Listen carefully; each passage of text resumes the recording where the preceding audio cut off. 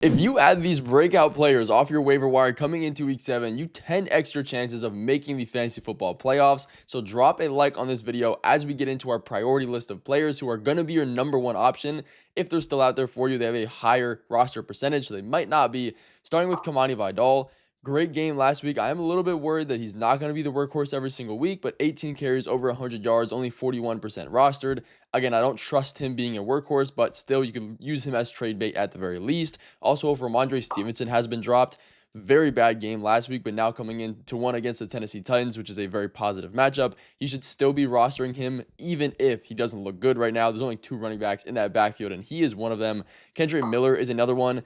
I think all of the Kamara trade rumors have kind of died down, but still, even if Kamara stays on this team, I think there is a high chance that the Saints restrict him a little bit as the season goes on, especially when we get to the end of the year because of the contract and his age. We saw that in a little bit last year as well, but Miller has been looking amazing, the more efficient running back so far. Josh Downs only 48% rostered. AD Mitchell got benched last week. It's a great offense. He's a downfield threat. He is somebody that should be rostered. Darnell Mooney, there's been so many issues with him as far as injuries and in the bye week. He hasn't played a ton. He's had a game over 10 targets, but just has not proved his value in fantasy yet. Only 40% rostered is actually insane. It should be 70, 80, 90%. That is one of the top guys that I do like coming into this week. If he's not there for you, Mason Taylor as well. We've talked about him in previous weeks. He had a down game last week, but Justin Fields had a down game, only 9 completions for 45 yards. Mason still did fine with that. Evan Ingram, 45% rostered, still working back from his injury. He's only seeing about 40% of the snaps, but coming off games where he just saw 7, 6, and 6 targets, he should still be rostered on all of our teams, especially with the positive matchups against the Giants and the Cowboys coming up. With Harold Fannin as well, he gets Miami this week in week 7, which is one of the most positive matchups to fantasy points allowed to tight ends. And we know Dylan Gabriel is going to target him every single time because of the low A-dot nature of this offense, and especially if we have David Njoku dealing with a little bit of injury. Jackson Dart, 46% rostered. He's questionable as well. Nothing serious, elite rushing upside. He's bringing something special to this offense. But talking about something special, number 1, Tajay Spears is going to be our ad of the video. He is only going to be more sought after as the weeks go on. We are seeing exactly what we predicted to play out. And Tony Pollard's role is on a rocket, just downwards. Against the Raiders last week, they were blown out of the water, like pretty much the whole game, which isn't necessarily new to this Titans team. Spears comes out in his second game off IR, mind you, seeing 36 snaps to Pollard's total 26. And it wasn't just the field time that these guys split and the negative game script, because Spears dominated in 2-minute drill snaps, in third downs. This is a guy we need to be adding immediately. The team is always going to be in a negative game script where they have to pass. And guess who the primary pass catching running back was? And is the guy that had 28 routes out of the backfield compared to Tony Pollard at 14. Pollard's snaps and total opportunities have been decreasing over the last 2 weeks and plummeting with Spears healthy. I do not care if this offense is unwatchable, if they're just bad and all they throw is checkdowns. That's going to be valuable for Tajay Spears. Now, is he going to be like startable or RB1? Probably not, unless Tajay Spears is just that much better than we see Tony Pollard get injured or something. But they have some pretty negative matchups coming against the Patriots, Colts, and Chargers before their bye week. So again, with the Titans team probably going to be down in all of these games, the pass catching running back and Spears is going to have that much more of a boost, and he's not going to be rostered or available in your waiver wire for that much longer after that. And we already knew that the coaching staff was saying he is going to be more involved this year, and they are living up to that statement. As well as Colston Loveland, another top guy. Even if he doesn't play or doesn't perform on Monday against the Commanders, the fantasy space has completely forgotten about this guy's existence. You cannot give up on your rookies this early. We see it every single year. He's only had 3 receptions so far this year, playing about 50% of the snaps. It doesn't look good. Like, in all seriousness of fantasy football points, he looks like a bust.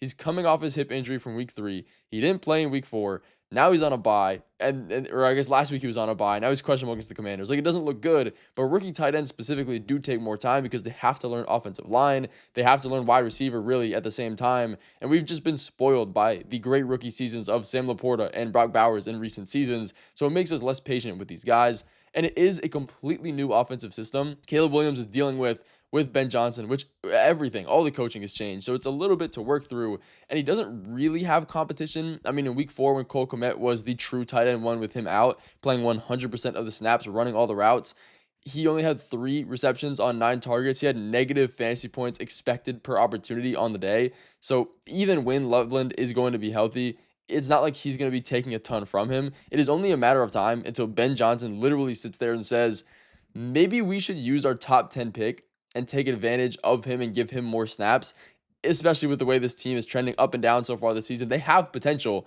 And it's just we're somewhere they have to get Colson Loveland more involved. It will happen. Just give it time. And as well as another guy, Jalen Coker, on this list of players, 10% rostered, has actually gone down in roster percentage from last week. And that's just rude.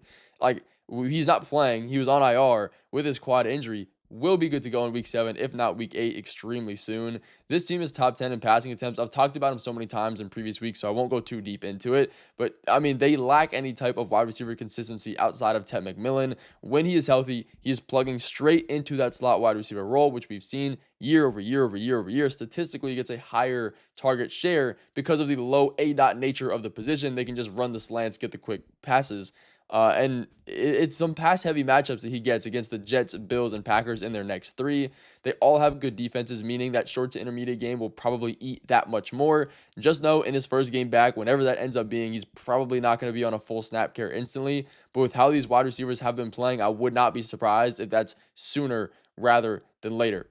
And we look at last year's numbers as well with the WalterPicks app. 10 fantasy points per game, almost in his starts only, but it is still a potential spot for him. And speaking of some pretty bad offenses here, Zay Jones will be worth a roster spot if Marvin Harrison Jr. is out with his concussion in week 7.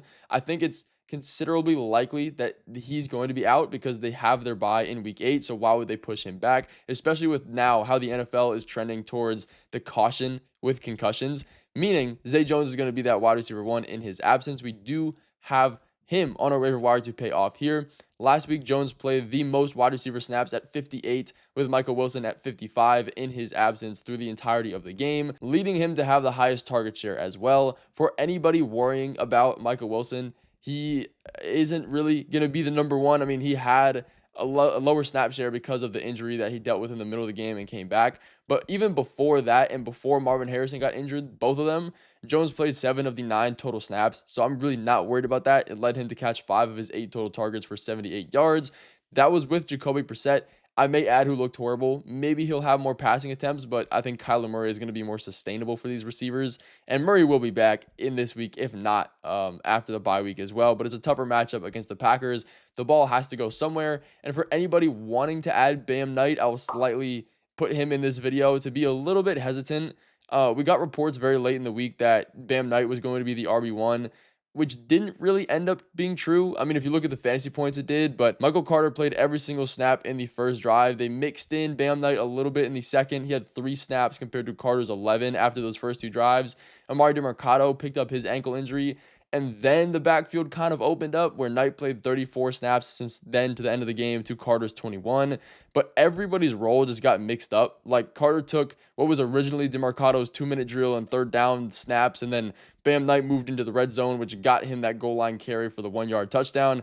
All this to say, it's going to be extremely risky to see what exactly we can expect from this backfield. And then they get a really tough matchup against the Packers. If you absolutely need a running back or you want to use him as trade value, that's perfectly fine. Just know he's probably going to be a bit more risky, even Michael Carter as well, for the weeks coming. But Jordan Whittington as well becomes a top ad here with Puka dealing with his ankle injury. If I had to guess, he would be out in week 7 versus the Jaguars. He did come back into last week's game with that ankle injury again. And everybody's probably going to think he'll be healthy in week 7, which there is a chance that he will be. But we know ankle injuries are a little bit tricky, and they do have their bye in week 8. So I would be surprised if they push him to play in week 7 against the Jaguars, leaving Whittington next up against Devontae Adams in the depth chart, in which it will be a good matchup here. So we've seen Jordan Whittington fill in for Puka and Cooper Kupp last year in his 2 starts where he played over 50% of the snaps and was a top wide receiver in that offense. He averaged 9 targets and 70 receiving yards per game in those 2.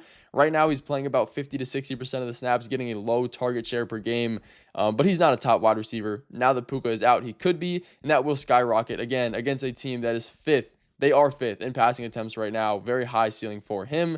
But we drop a like on this video, guys, because we go over these defenses every single week. Your top defenses to stream in week 7. Number 1 is going to be the Chiefs, getting a beautiful matchup against Geno Smith and the Raiders. Geno has thrown 10 interceptions in 6 games. He was, just bad. He threw one interception against the Titans even, which is one of the worst defenses in the NFL, on only 23 passing attempts. He threw 3 interceptions against the Bears a few weeks ago on 14 completions.